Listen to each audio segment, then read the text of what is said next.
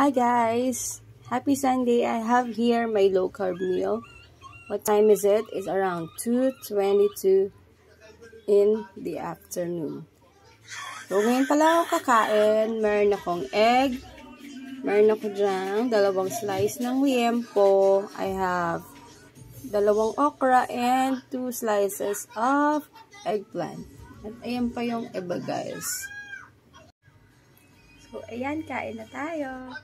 So, ayan na nga. So, nakikita niya sa likod ko may sinaing, but hindi ako kumakain nun. Ano natin ito?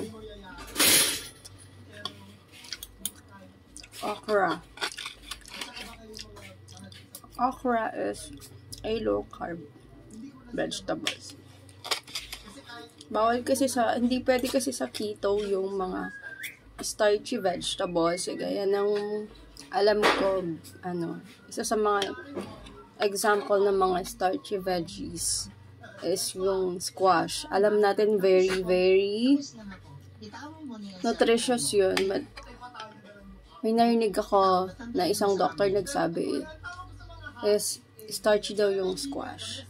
Tapos yung sa mga root crop naman, sobrang favorite ko yung kamote and carrot. Pero, nasa caution list sila. Kasi, root crops sila.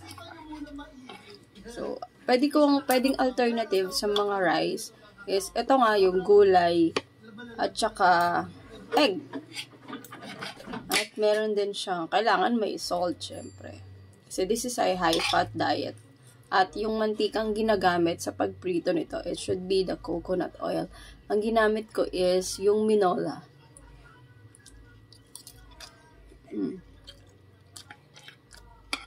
Really good.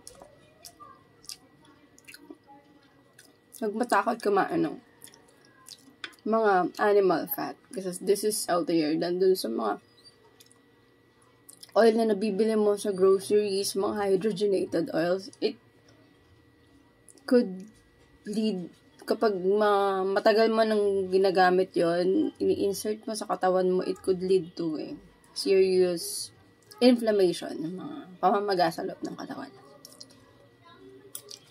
Rock. And dito sa adobo, ang ginamit ko dito is, I'm not using soy sauce. I'm using cocoa aminos.